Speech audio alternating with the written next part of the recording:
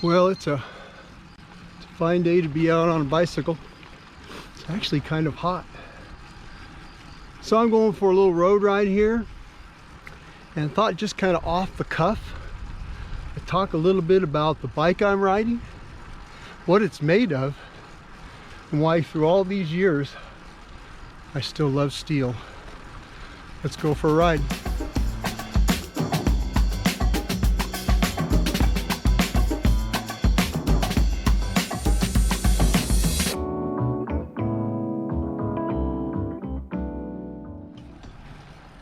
You know, back when I started riding, that was mountain bikes, of course, no road bikes.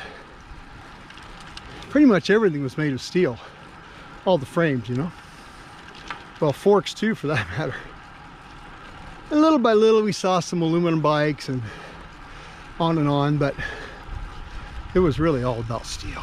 You know, you'll hear it when you read about on the internet or whatnot, articles about the magic feel of steel and steel is real and all that. Well, a little bit of that is myth, I think. There's some truth to it too. And I think people who have ridden steel, gone to carbon or something, come back often to steel and find out they're a little happier. So I'm gonna ride up this road a little ways. Gonna stop, gonna show you the bike I'm riding. Catch my breath. It's like a 8-mile climb up this old ridge route road. It's just a great ride. This is just the very beginning of it. It gets better. Anyway, let's sit and wax poetic about steel and why it still makes a really fabulous bicycle to ride.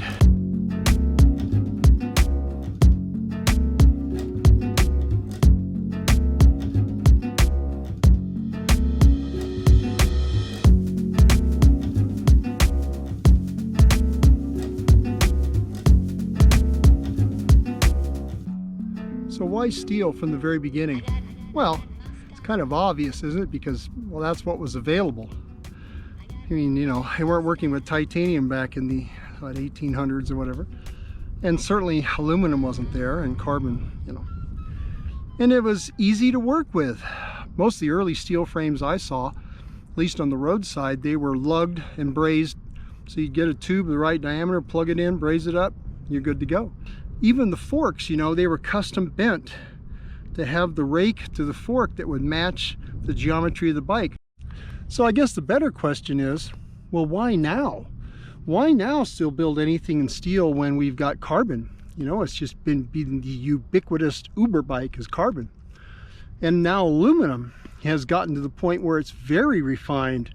And actually, as far as I'm concerned, it's the poor man's carbon. And I'd rather have a really good aluminum bike than a so-so carbon bike, frankly.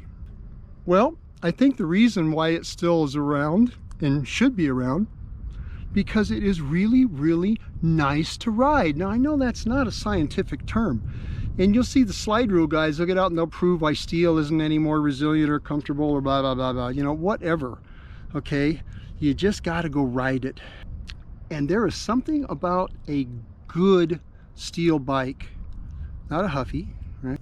There's something about a good steel bike that just, it feels a bit alive where carbon is just numb.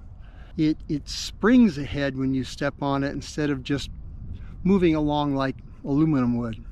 There's, you know, it's closer to titanium in a sense, but titanium doesn't seem to have that little bit of a zingy give to it that seems like it propels you along. It is very, very nice to ride. Now, it doesn't have to be the most comfortable thing either. You know, comfort in a frame has more to do with how you use the material than what the material is. But in its nature, steel has that lovely little springy give to it that is just so pleasant. And when you make it out of custom tubing that's hand-picked for you, like this CURTLO, well, that takes it up a whole notch. Okay, I gotta keep riding now, and I'll show you the bike I'm on. But I want to get to the top first before I stay too long. I got my style. So is steel the perfect frame material? No, it's not. Well, it's because there is no perfect frame material. But it does have its downsides. It's heavy, certainly compared to its competitors, especially carbon. It's not particularly aero. In a world of aero realizations, those skinny round tubes are quite a drag into the wind. So that's not great. Other than that, well, it can be kind of expensive to get a high-end steel bike, handmade. Well, you could easily buy a complete carbon bike, disc brakes and everything, for what some frames will cost you. So there is that. Oh, this is a hill.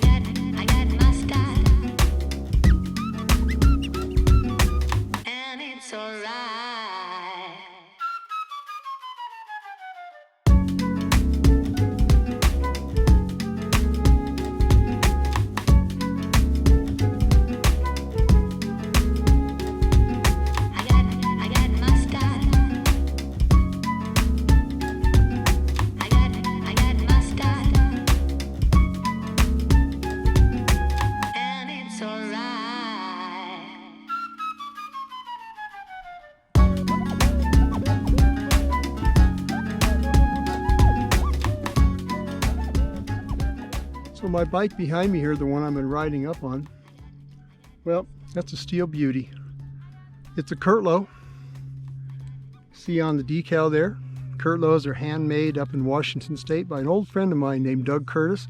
He's been building steel bikes for, oh, I don't know, as long as I've known him, and way before that, so a long time. He really knows what he's doing. I would consider him a craftsman in the way he picks tubing, the way he understands what he needs to do for the customer. Yeah, it's been a great bike. Now, I've owned like 10 road bikes. I can't seem to make my mind, but I've loved really none of them except for this one. And obviously you can see it's rim brake, it's mechanical shifting, it's doesn't even take a big tire, because this is old enough to where 30s just really weren't even a consideration. So fat 25 or a skinny 28 is about all I can get on it. I don't even have really low gears on it. I got an 1128 cassette in the back. It's kind of a holdover from when I was a little bit of a stronger rider. But you know what? I love this bike.